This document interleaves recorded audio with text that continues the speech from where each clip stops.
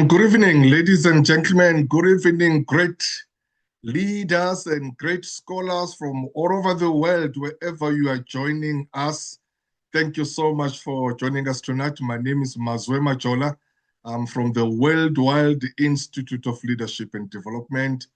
We develop leaders, we empower leaders, we produce ethical, accountable, responsible, world-class leaders. We assist postgraduate students. So wherever you are welcome, and we'd like to thank you so much that you've joined us tonight. We do this every Wednesdays. We started in 2020 and we've been doing every year. And we have really touched and impacted more than 30,000 leaders all over the world, and we have been addressed by more than 10,000 great leaders and great scholars. Most people who attended this session are our past speakers, because it's a community of leaders. It's where peers speaking to other peers. It's where peers empower other peers. We realize that as leaders, we need to create a platform where we can come and empower each other, where we can inspire each other and encourage each other, correct each other, and even admonish each other wherever possible. Because as leaders, we need to come back and say, no, but we are not doing it correct. It shouldn't be done like this. So that's why we meet. We are joined by great leaders in this platform, whether as speakers or as just participants, scholars from different universities. We've got politicians, we've got members of the media, we've got executives from public sectors, from private sector. We've got religious leaders, community leaders, professionals from all walks of life. So as long as you are a leader, you belong here, and if we are not lost. So whether we are already a leader or we are aspiring leader, you're in a correct place, in a right platform. So thank you so much for joining us tonight. Let me just welcome our members and our regulars, those men and women we are meeting with every Wednesdays. You know that we learn a lot from each other, because as I always say, that we come here to learn, to unlearn, to relearn, and to co-learn. That is why we come here. And actually, I always say that I admire you, colleagues. I respect you. I know you are very busy people. The fact that you leave everything every Wednesday, every Wednesday 6 p.m. You know that you must tune in.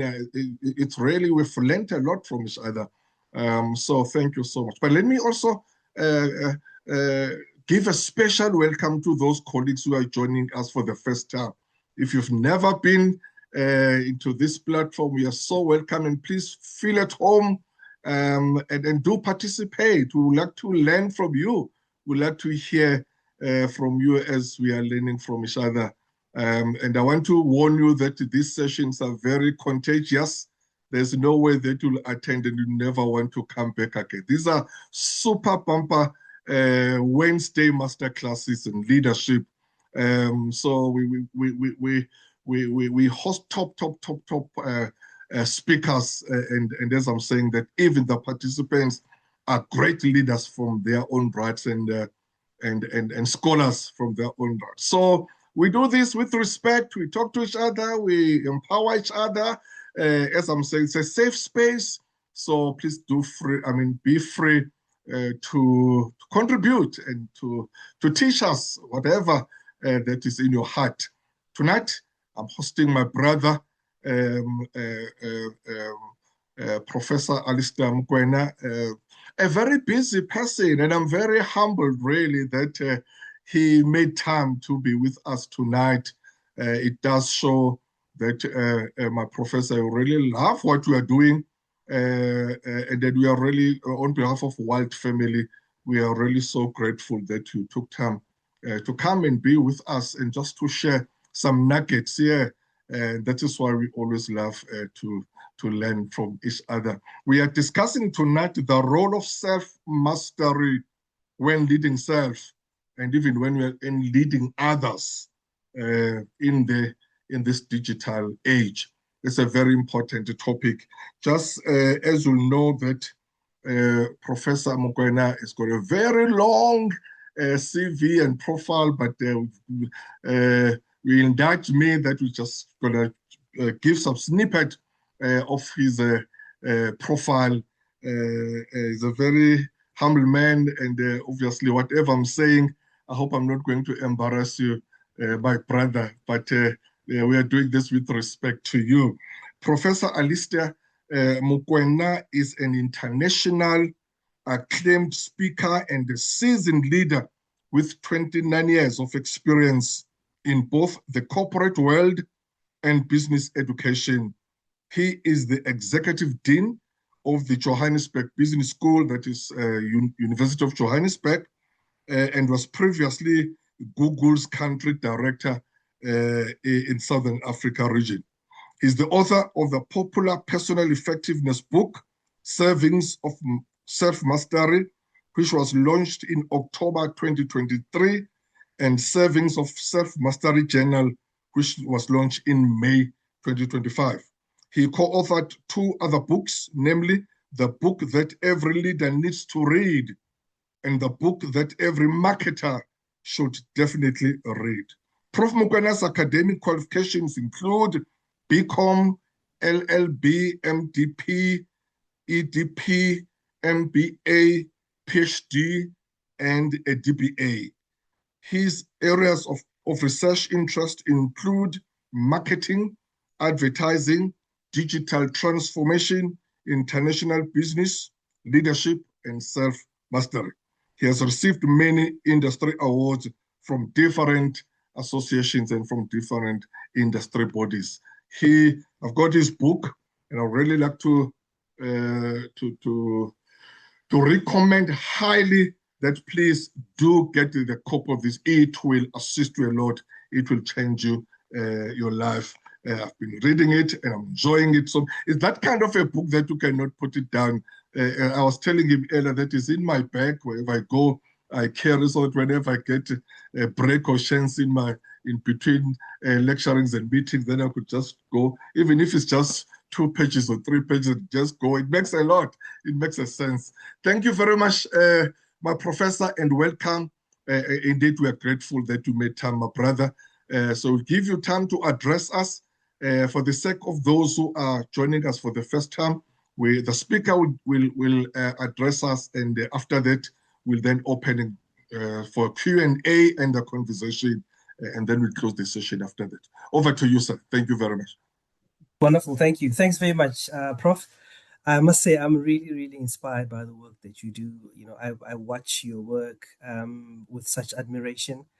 The investment that you make in capacitating leaders and just people to lead, because we don't just lead followers, we lead ourselves, right? In fact, the right order is lead yourself so you can lead others well. So I'm really, really appreciative of the work that you do. You really inspire me. And in fact, you are one of the people that made me, think that it's okay to want to do 2 doctorates. So thanks to you for being a trailblazer. Firstly, and then secondly, thank you for this great platform for me to share my message. And then thirdly, I want to thank every single person who sacrificed their time to be here with us. At 6 p.m. on a Wednesday, you could be anywhere doing all kinds of things, cooking, homework, attending to work, doing further study, being in traffic. So I really appreciate the time. And time is a gift. So I take this time as a gift. And the gift back to you is just to share with you some of my musings and my thoughts around leading oneself and leading others in this era we're in. So as I was thinking about my career, Prof Mazwe, I read a quote by Andrew Carnegie, who's a very famous American steel industrialist who, in his heyday, was the wealthiest person and the world's biggest philanthropist. And he taught us that you should divide your life into 3 meaningful thirds. The first third, spend it accumulating as much knowledge as possible. So read, understand, study, consume knowledge.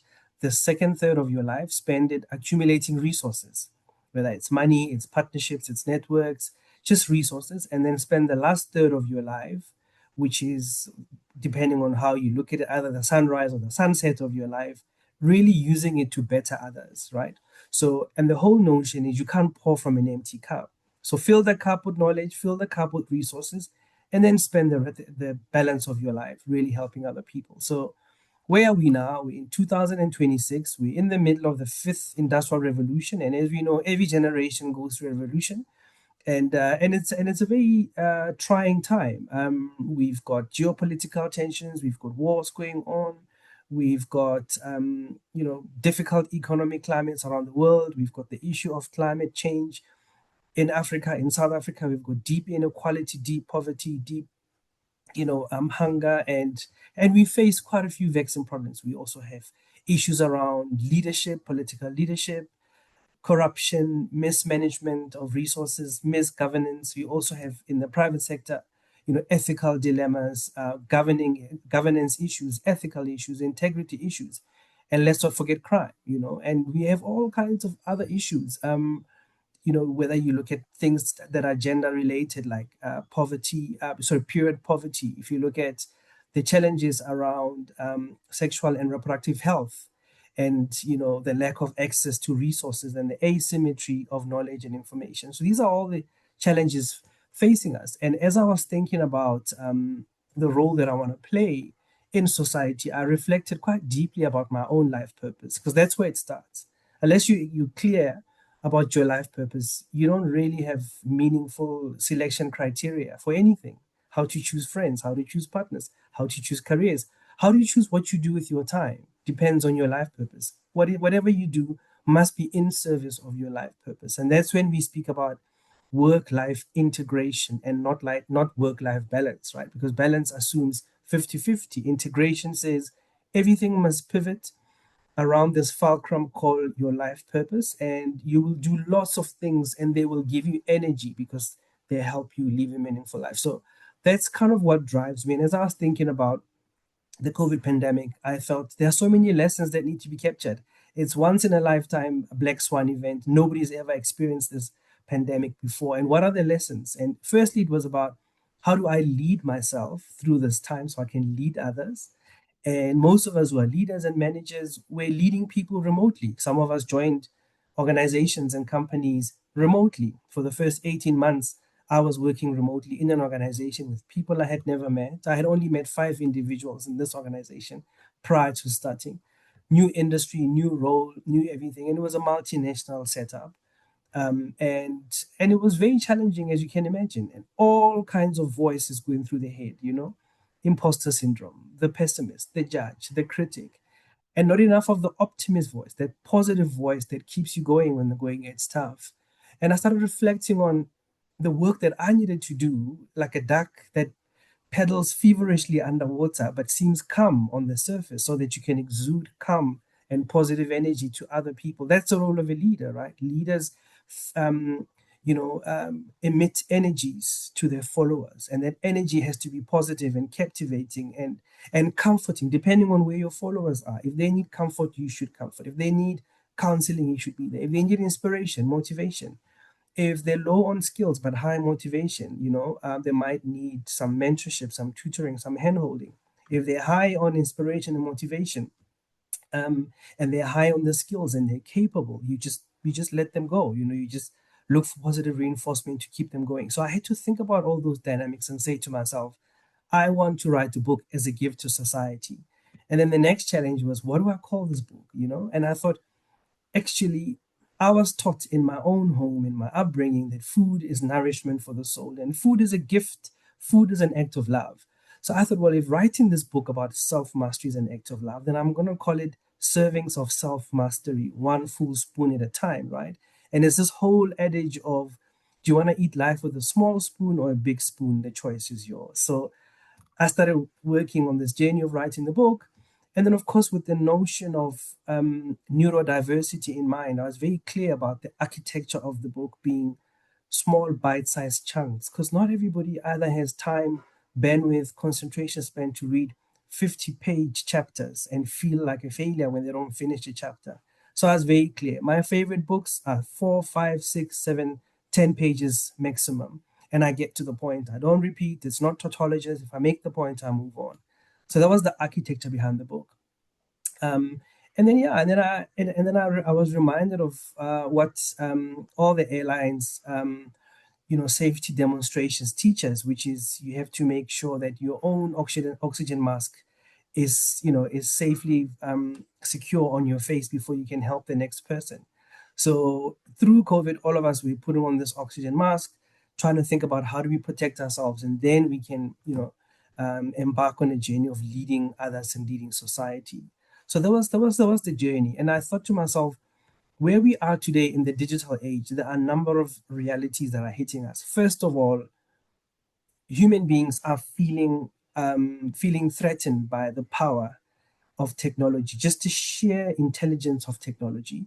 So that's leading to the number one cause of mental health issues in the world, which is anxiety. We live in a state of anxiety. All the vexing challenges I mentioned earlier, geopolitical tensions and all.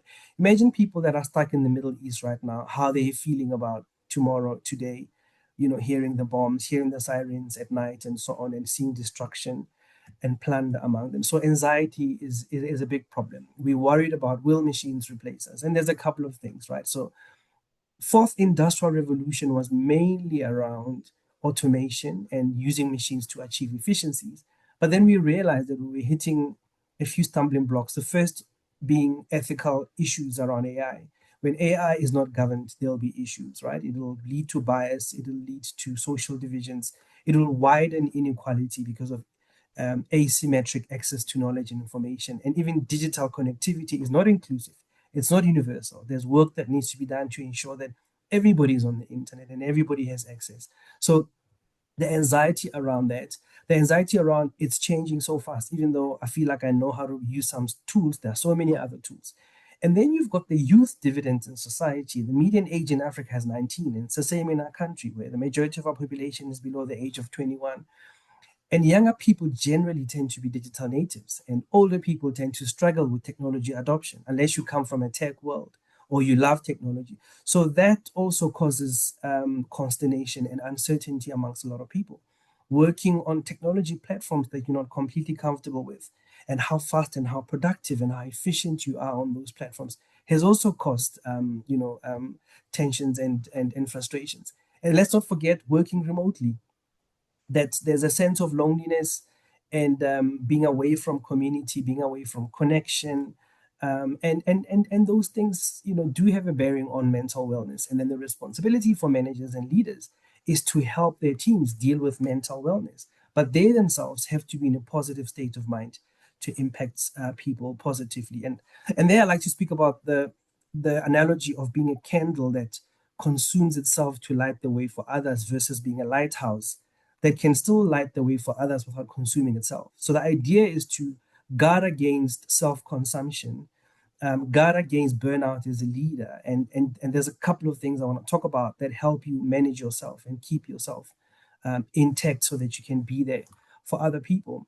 And we know Moore's law tells us that technology, doubles every 18 months.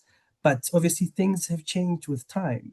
It's much quicker than that. Technology, we're seeing a lot more, fast-paced changes. So all those things are really interesting for me, and I think self-mastery can help us. But I see we have a hand from Rev. Prof, my sincere excuse to Professor Mokoena. Can we request Mrs. Lindy Lisa to switch off the camera because there's too much movement from that space? Go ahead, please. Professor. Thank you. Okay, all good. I can carry on. Okay, thanks for that. Go ahead, Professor. So, thank you. Yeah, so I think human beings are struggling with all these things, and the responsibility on a leader and a manager are much more now because of this dynamic of using technology. But also, how do we ensure that as we deploy these incredibly intelligent machines to help us be smarter, work smarter, be much more effective, we don't undermine job creation, we don't undermine job preservation. And also, we don't end up leading society down a path of misinformation, disinformation. Remember, in 2025, 4.2 billion people in the world were participating in an election.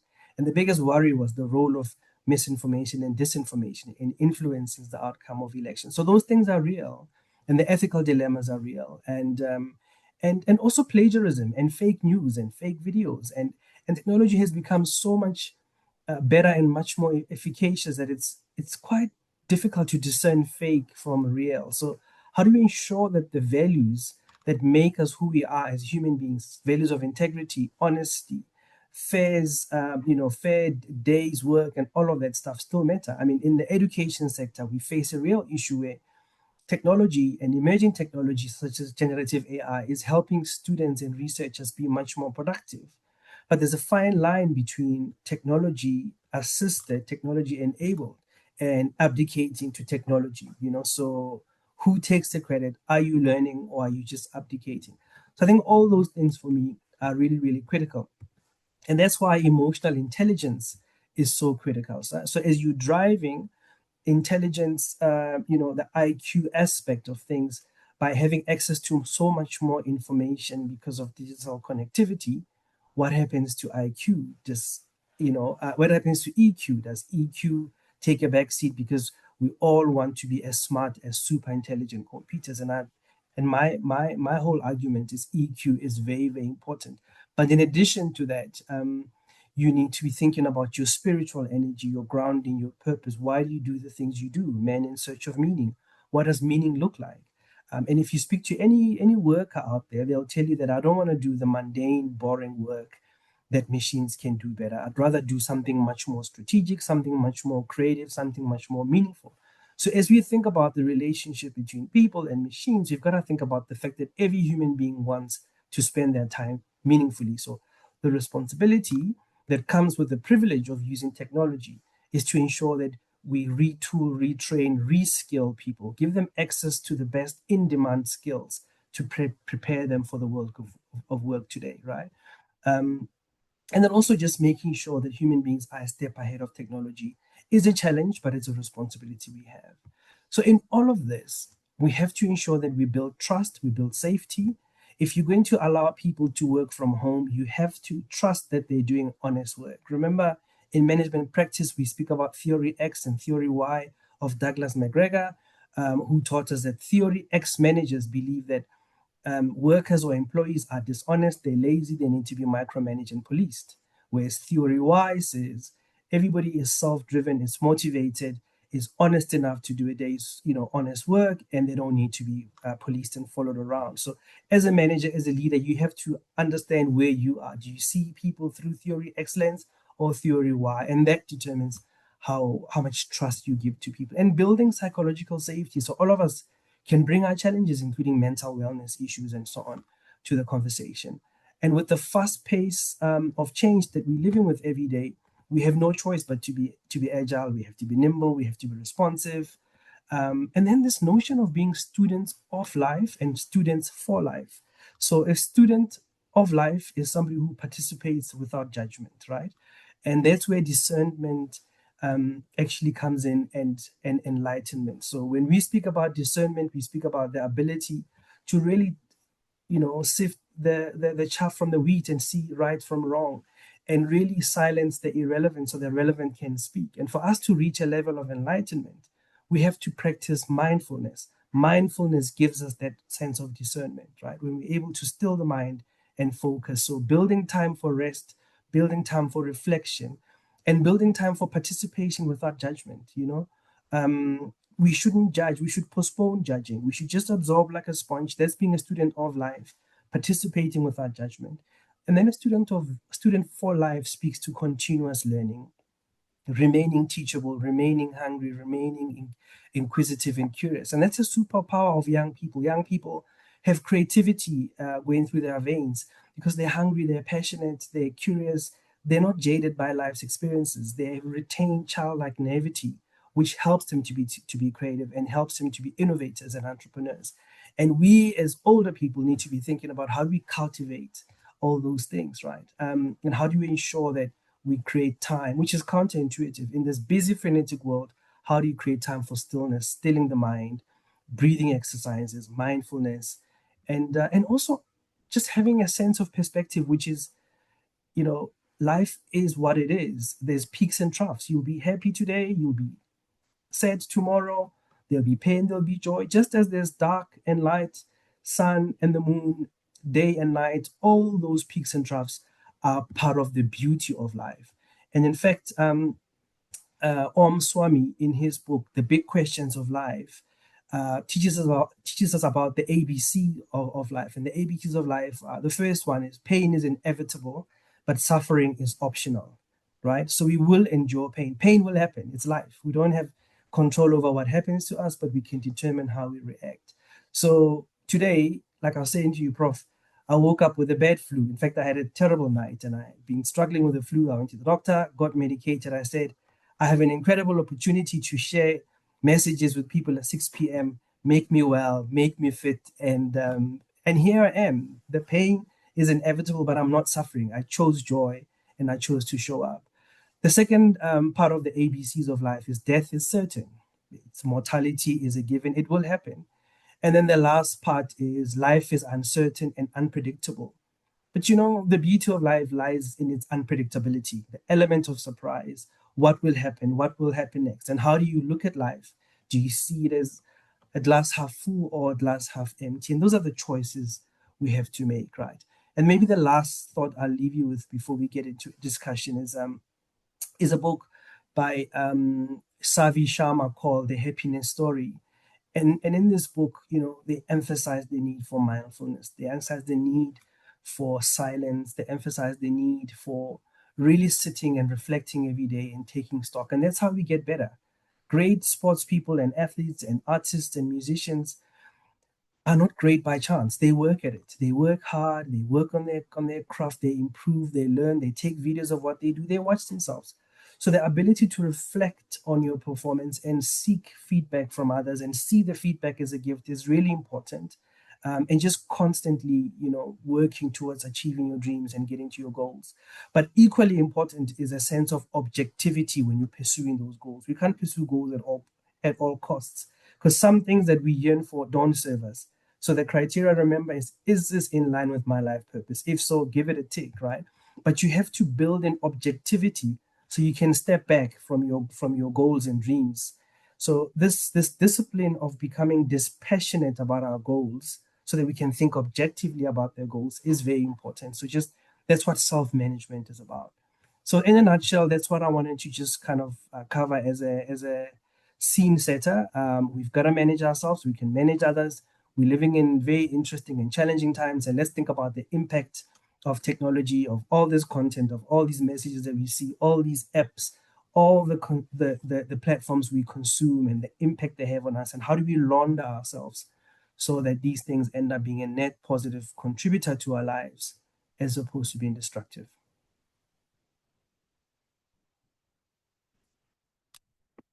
Wow, ladies and gentlemen, why don't you, as we always do, find an icon there to react so that we can share or show some love to Professor. Thank you so much for empowering us. For really, that was powerful. That was powerful, Prof. Thank you so much. As you can see that already, the hands. Once again, thank you to Reverend Bonoi for assisting Lindile there. I'm sure she was not aware, but thank you so much. Ladies and gentlemen, we've had Professor Mokoena, powerful address there. Now it's a time to engage and also to engage each other. So please, you can do that by raising your hand, and then we will give you a space to ask a question, and then we will be able to, so that we can all participate. You can just raise your hand wherever you are. As I said, you are most welcome, even if you are a new person there. Professor, you're quite right about this threat and about this anxiety between humans and AI in terms of the coexistence and the partnership. It's not easy, especially for us who were born before that time. It's easy for, as we're talking about the digital natives, those ones just so quick and so easy, and then probably they will find it easier for them to adapt and to accept. What would be your advice to older people, um, uh, whether whether you adopt or you adapt, or you adapt or you die, or you are left behind. But obviously, it's not easy as we are entering into this revolution. And remember, as Professor said, revolution, ladies and gentlemen, just mean that it's a revolution. You know, whether it's a military revolution, or it's an industrial revolution, or it's a technology revolution, it's just that it's disrupt. It comes with huge disruption, and it doesn't and it doesn't back anyone. And when it's there, it's there. So it's a matter of how do you navigate in terms of understanding it. Any thoughts there, and then we'll take some hands there from colleagues. Thank you. Over to you. I think maybe the first truth is that technology is here to stay, and technology will leapfrog. Technology is getting better and better and better by the day. You know, by 2030, we're going to have super autonomous, super intelligence that nobody will be able to rein in unless we as humans keep up. Right? So the first, I think, hard truth is that we have no choice. We heard in the recent State of the Nation address the Minister of Home Affairs speaking about the introduction of single digital identity. Now, what that means is that with a single digital, identity or a set of numbers, citizens of the country will be able to access a myriad of government services. That's the first thing, right? So instead of needing your driver's license, ID, this and that, you just produce that 10-digit code or whatever, how many digits it will be. And you'll have access to medical services, to municipal services, all those things. And your history will be linked to your digital identity. And the thinking there is that we want to do away with the silos in the delivery of public service. Try, getting an integrated service out of any government right now. It's difficult because of the silos.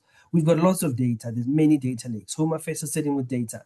CIPC, where we register companies, is sitting with data. The Department of Small Business Development is sitting with data. SARS is sitting with data.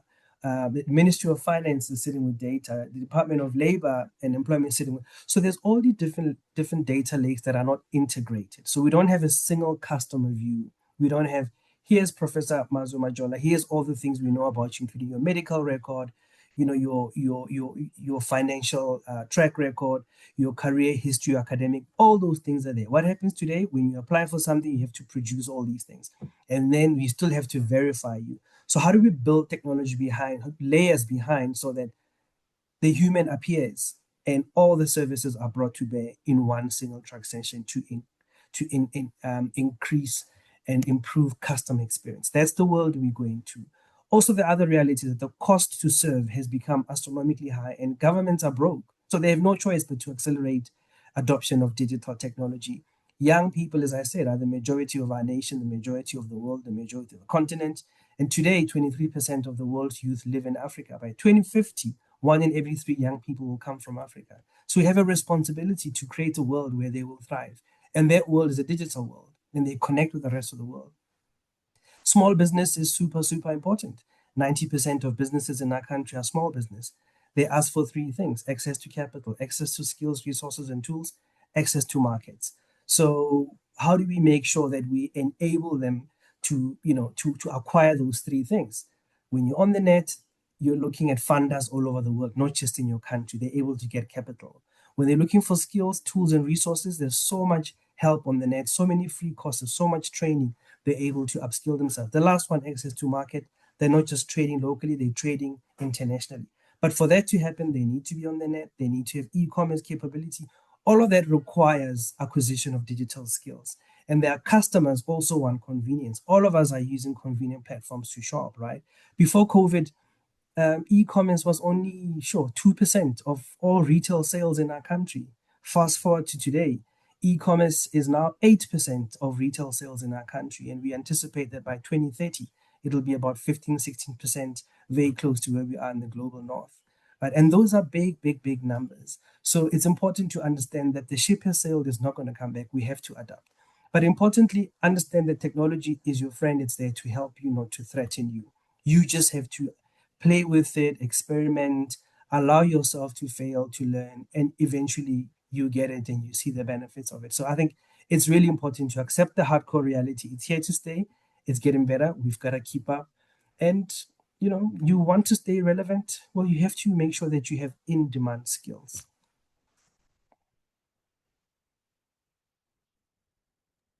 Perfect. So it's a matter of continuously learning, becoming a lifelong learner. There's my other brother there. It's our past speaker as well, Professor Frans van der Kover. Over to you, Prof.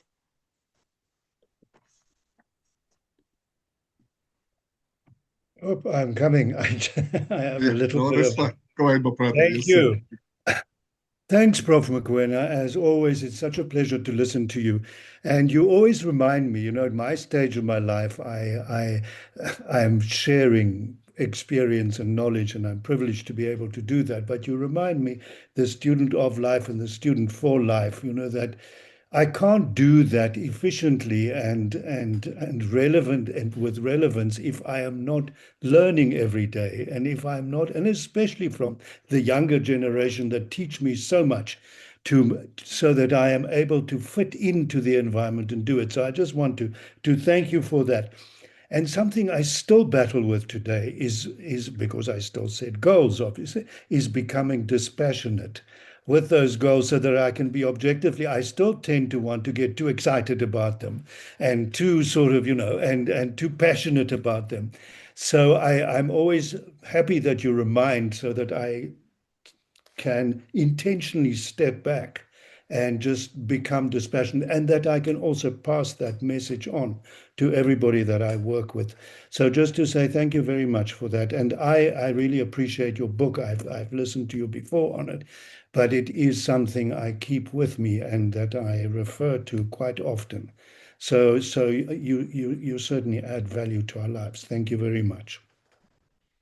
Thanks very much, Prof. Frans, and thanks for the work that you do. Thanks for being the great teacher that you are. I often watch your lectures online and just the passion you have for capacitating people. So thank you for that. It's really, really inspiring. And I think for me, to your first point around, just constantly learning and continuous learning, is that there's a real need for mentorship in our country, and mentorship comes in different forms. One could be formalized, where we agree to have a mentorship relationship, or it could be informal. It could be just having access to a person, having conversations. It could also be watching somebody from a distance. Now, with the benefit of social media, we can really get into people's lives and try and model our choices around choices that people make. Obviously, we personalize them to our own circumstances, but there are so many life examples of what people are doing that we can learn from. So I'm a big advocate of, when somebody asks for help or for conversation, do whatever you can to kind of make that time available, because it is in giving that we receive. And it's incredible how much we learn when we teach, right? When we speak, even preparing for this conversation, I had to think about my thoughts. Sometimes people think because you do a lot of public speaking, it just happens. I mean, even Winston Churchill spent half his career preparing for impromptu speeches. And when he spoke, he was so eloquent and he could speak from the cuff. Indeed. But speaking from the cuff has a massive reliance on preparation and being on message, being choiceful around the content that you represent. So thank you for that. And then the second part about being dispassionate, I think the lesson there for me is timing is as important as the dream itself, right? So we are juggling so many things. There's so many demands on our times. And sometimes we have this desire, this goal. And until and unless we question, why do I want this thing? Why do I want to achieve this thing? First of all, what kind of goal is it? Is it an acquisition goal? Is it a destination goal? Is it a relationship goal? And why do we have that? Because sometimes we are addressing an unmet need by pursuing a goal, So we're not dealing with the source of the problem, but we're dealing with how it manifests, which is, I want to do this. But when you ask 5, 6, 7, and eventually 8 or 10 whys, you realize maybe you're dealing with a deep wound and an insecurity or a sense of lack that perhaps if you address that, then the goal pales into insignificance. So I think that's the one reason why I always say just question the motivation behind the goal. And secondly, question the timing, because there are so many multiple requests on your time. So I like the Eisenhower matrix, which is the urgent and important matrix, 4 quadrants, and it speaks about urgent and important. If something is urgent and important, you do it. If something is urgent but not important, you delegate it. Let somebody else do it. If something is not important, if something is not important, but it's, and it's not urgent, then you shouldn't do it. You shouldn't waste your time on things that are not urgent and not important. And if something is not urgent but important, it can be done later. We delegate. So the 4 Ds are: what do you do now? Urgent and important. What's not urgent but important? You delegate, you defer for a later time. What's urgent but not important? You delegate to somebody else. And the last D, it's neither urgent nor important, you drop. So those 4 Ds help me. And I think, when you start to question your goals and removing yourself, you remove the sense of urgency, so you can have a clear lens through which you evaluate the urgency and the importance of the goal. And of course, the alignment to your purpose. Yeah. Perfect. Thank you. Thank you, Prof. Franz. Thank you very much. Let's just check the chat room there. Okay, that was me. Good morning, Marule. Thank you, Prof. That was Ref Bono there. I was asking for people with cameras. Tabang, I want to write a book as a gift to society. I like that. That was a quote. And Tatisi, thank you, Prof Mokoena, for your reflections on mastering self in the period of rapid change. Indeed, we need to get grounded in our purposes and in our authentic self to survive the changes we find ourselves navigating. Sure, this change requires a change in our approach to leadership and how we do work. How can leaders prepare themselves to become more effective in the delivery of their work and remain relevant in their pursuit to lead? There's a question there, Prof. Sislindelwa. Thanks a lot, Prof. How can you guide students to navigate plagiarism when doing research? Those 2 there, or 2 questions there. Prof, over to you, my brother. Sure. So the first question is about how do leaders work on themselves to remain relevant in society. I think being intentional about being and cultivating the person you're meant to be really matters. So self-management, self-regulation, but also self-definition. What is your proposition in society? What do you stand for? What must people know about you? Because as a friend of mine often says, consistency is your only currency, right? People need to know what you're about, what you stand for, what your values are, and what your boundaries are. So I think that's the first thing. Role modeling consistency, role modeling intentionality is key. And being clear about the legacy you want to leave, I think, is important, because once you've identified the purpose, it speaks to the legacy you want to leave. All your choices must be in service of the purpose and the legacy. And I think there'll be no surprises in how you show up. And I think knowing your strengths and weaknesses is important. And what are strengths and weaknesses? Strengths are the things we love doing. When you do the things you love doing, you don't get tired. And even if you get tired, you're happy, you're fulfilled. They give you joy. Weaknesses, contrary to popular belief, are not the things we are bad at. Weaknesses are the things we hate doing. So if you force a child to do something that they hate, they'll do it and they'll do it well, but they hate it. They hate that moment. There's no joy. You're not cultivating a happy and an effective human being. You're getting compliance as opposed to commitment. So I think weaknesses need to be given to people who love them. Weaknesses need to be outsourced to people who absolutely excel in those areas, because you and I might like different things, right? So I think partnering and complementing ourselves with people who love the things we hate is a real skill. And then development areas are strengths we wish we had. And those we should work on, because those are the things we love to do, but we don't know how to do yet. So that's, I think, is important. And then I think, being proactive around learning new skills. So this notion of continuous learning is important. If you want to be impactful, you need to acquire those skills. So like, if you're thinking about students and plagiarism, well, what's happening today? Technology is helping all of us to be much more productive, much more efficient. So there's help out there. There's help to help you do, research and do literature review. There's help with grammar. There's help with proofreading and editing and sentence construction. There's also help with how do you structure, a research study, or even come up with a topic. But the challenge now is to say, how do I make sure that I do it honestly and with integrity and with transparency? And how much do I lean on technology? So being honest about it, being measured and moderate is important. Anything in moderation is fine. Abdicating to software and generative AI to do your research for you is wrong, should not be done. But using assistive technology to help you proofread, to improve yourself and your sentence construction and your research, finding sources easily, that should be done. But you must declare, like we use Turnitin for that. There's all kinds of tools that they can be used. And I think the academic world is slowly developing AI governance in its broadest sense, right? And AI governance is obviously a subset of IT governance, but in terms of AI governance is how do we coexist with machines to ensure that we don't undermine scientific rigor, we don't undermine honesty, and things like plagiarism and all of that stuff. So yeah. Perfect. Thank you so much, Prof. Let's just check if there are any other questions or comments.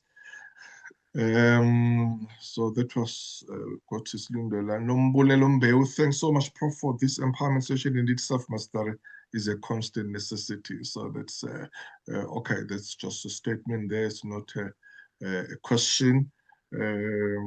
Prof, how obviously having been worked for Google Southern Africa, how are we doing as Africa in terms of developing these tools, these AI tools?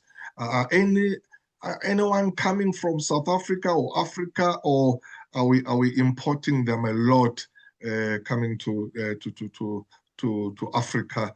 Are we getting companies, younger people moving into that space, or we are still relying overseas?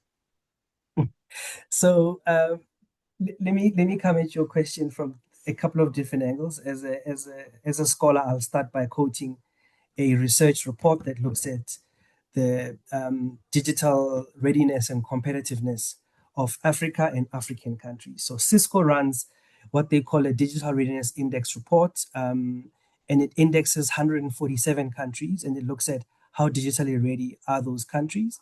And here's a couple of criteria they look for. One is investment in technology infrastructure, investment in technology adoption itself, investment in the small business and startup landscape, investment in human capital and skills, investment by private and public sector, the ease of doing business, as well as the availability of basic services. So small businesses come and say, listen, I want access to basic services. There must be energy security in the country. There must be digital connectivity in the country. There must be water and sanitation. Basic services must be in place. And then, of course, there's the capital, access to skills and resources, and access to markets. So how are we doing? The top 10 countries are the global north, but Singapore is number one country. Countries like Lithuania, Luxembourg, US, UK are in the top 10. And Singapore, let's not forget, 200 years ago was a tiny fishing village of about 8,000 people. But through long-term planning and a vision and what we call a digital sprinter, a digital sprinter is a country that leans on technology to leapfrog and accelerate its progression. So that's what those countries have got right. South Africa is sitting at number 72 out of 147. Botswana is at 58. Mauritius is about 38, and the rest of the continent is below South Africa at 72. So we are a long way away, right? But if I drill into technology adoption itself, well, we don't have universal internet coverage on the continent. We've got 1.6 billion people only 600 million Africans are on the net. So we still have another billion people that must come on the net. And by 2030, another 400 million Africans will come on the net. So by 2030, we should have 1 billion Africans on the net. And what will it take to achieve universal coverage on the continent? The World Bank report of 2024 tells us that universal coverage on the net in Africa of the internet will cost about $100 billion. 80% of those goes into these subsea cables that bring faster, affordable internet connectivity. Those cables are great. They increase bandwidth, they increase connectivity, they treble internet speeds, they reduce internet costs by about 20%, and they create jobs. And so that's the 80% of the 100 billion will go into the digital public infrastructure, those subsea cables. The balance of it will go into 100 data centers connecting Cape to Cairo. And we need about 240,000 kilometers of fiber, and we need about 240,000 base stations to connect Africa. And if you do that, everybody will have access to the net. I mean, our own internet penetration in South Africa is sitting at about 75%. We're hoping it'll get to about 85% by about 2030. So there's still some way to go. So you first have to get that in place, and then you have to develop the skills that can produce these tech platforms, can take advantage of this. You need developers, you need data scientists, you need computer engineers, software engineers, computer scientists. We don't have enough. India produces 1.6 million engineers a year. Africa produces less than 200,000 engineers a year. So that just gives you a sense. We're not very strong on STEM education on the continent: science, technology, engineering, and maths. And these days, we're speaking about STEAM, with A standing for art. In the middle, we also speak about STEAMY, and I standing for innovation at the end. So we need to improve education outcomes. And it's quite hard when, according to UNICEF, 9 million girl children in Africa will never see the inside of a classroom, and 6 million boy children will never. And if you look at absenteeism in schools, it's 20% for kids below 12. It's 40% amongst teenagers. Adult literacy in our own country is about 67%. So those numbers are quite worrying. And we know the stats: 80% of children below 12 cannot read for meaning. And how can technology assist with that? So I've painted a picture of the challenges, but the good news is technology can help solve and accelerate progress across all those. AI can help with education outcomes, health outcomes, and so on. And if we get Africans trained and equipped with the right skills, we'll be able to compete. I mean, we are responsible for incredible innovations like M-Pesa, for example, in East Africa, that's helping the unbanked, achieve financial inclusivity. Africa makes a plan. Africans are innovative. The median age being 19, young people are developing solutions. We now, for the first time, have product development centers that have been built by these large tech companies in Africa using African engineers and developers and data scientists. We've got innovation hubs popping up everywhere. We need more of those in the remote areas, in villages, in townships, in underserved areas, so that more and more young people produce the solutions that society seeks, right? And the best thing you can do as an innovator is to find a cause that you care deeply about and train yourself to come up with a solution to address that. That's how you guarantee success. And then, of course, you've got to learn commercial skills and go-to-market skills. And that's why 90% of small businesses fail, because very often someone has come up with a use case to solve a problem, but they haven't thought about the go-to-market and the commercial skills. So all those skills become important. So, sorry, long answer to a short question, but yeah, we are making progress. Very helpful, my brother. It's very helpful, really. It's what you need. Maybe the last question, and as you answer it, after you've answered it, and then I'll ask you to give us your parting shot, and then we close the session after that. Do you think that our government in South Africa is serious about these dynamics in terms of responding, in terms of the legislations, regulations, or policies? As you are saying that you are lagging behind, if you are 72 in the world, how is our government taking this in terms of assisting the citizens to deal with the issues? I think one thing that we know about our country is that we're very forward-thinking and quite revolutionary when it comes to policy formulation. We're great at policy formulation. So the government launched the 4IR Commission to do this work, to think about how do we position ourselves correctly as a nation for the fourth industrial revolution. And after that, there was the 4IR Project Management Office that now was tasked with implementing the outcomes of the blueprint of that. And we're now starting to see those things manifest. And one of the things is the establishment of AI hubs. So Joburg Business School has an AI hub that government set up, so does TUT. And then, of course, lately we've seen, the launch of the AI policy and strategy for the country. There's also data, policies being developed and cloud policies being developed at the present moment. So there is definitely appetite, but government cannot do it alone. They need partnerships. I think all the dependencies have to fall in place. There has to be reliable, affordable, fast internet connectivity. That must happen. Smart devices must be affordable. A smartphone must cost less than $400. We must have connectivity in all parts of the country. We must have education outcomes that speak to in-demand skills. We must train many more STEAM graduates. We must make sure that we have much more of an emphasis on digital skills training. We have to ensure that all the inefficiencies when it comes to service delivery, are resolved using the power of technology. It's happening across the world, whether it's agri, health, security, food security, climate action, all those things can be assisted with technology. And I think our government is open to those conversations.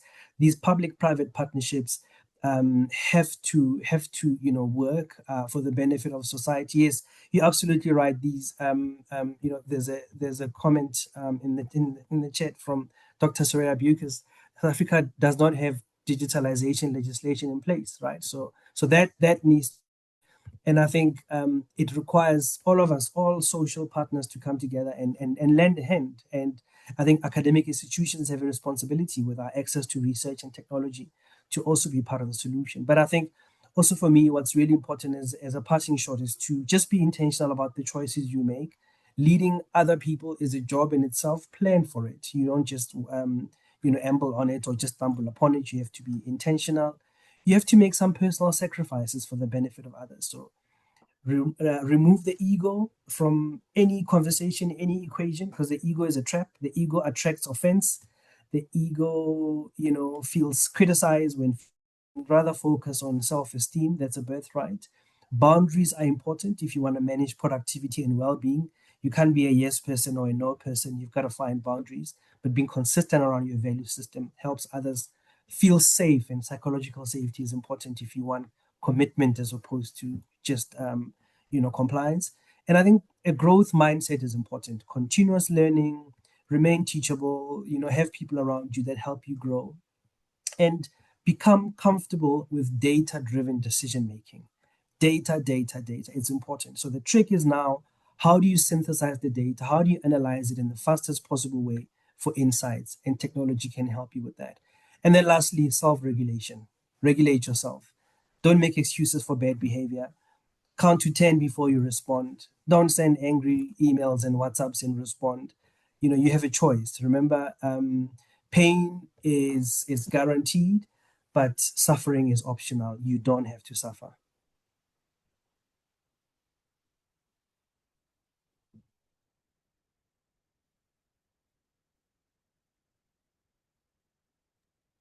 Wow, thank you very much, my brother. Thank you so much.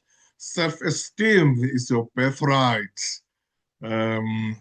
Always remember that, ladies and gentlemen. Yeah, why don't you just all of you at once find those icons there of appreciation, and let's just flood the screen as we appreciate Professor for what he has done. All of you, whether it's clapping hands or it's anything that you can find. I can see that some of you are not doing it, or some of you are coming. Yes. That's so lovely. We've been so empowered tonight, so inspired, and that is the beauty of coming to this super masterclass every Wednesday. There's no way you will live without learning anything. Thank you so much, my professor. Thank you so much for empowering us. Very insightful, instructive, very impactful, very illuminating, very inspiring, and very informative presentation. Thank you so much. Ladies and gentlemen, please remember we've got a YouTube channel, and then you'll find this material there. After some few days, my colleague, Dr. Mgolozela, I think is not here today, is the one who's running that, who told us after how long he posted this. But all our material are there, or materials are there. The last week presentation is there already. So thank you for joining us, especially for those who've joined us for the first time. Do remember that we meet again next week, Wednesday, as we do every Wednesdays. We learn, we co-learn, we relearn, we learn. There's so many things that we come here and then we say, oh, I thought things were like this, and then we leave them behind. So, Prof Mokoena, my brother, even in the midst of your feeling under the weather, but you made it. That's what great leaders do. Someone else would have phoned and say, Prof, in the last minute, I can't make it.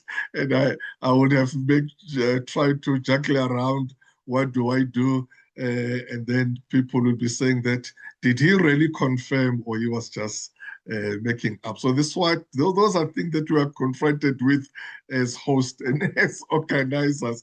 But the beauty with this platform is that it's professionals, they all understand these things because we do them differently on our own space. So thank you so much, my brother. We really appreciate you coming here, and then you taught us a lot. Ladies and gentlemen, the session is adjourned now until we meet again next week, Wednesday. May God bless you, and may God bless Africa. Nkosi sigelele Africa. Thank you so much until we meet again next week. Thank you so much.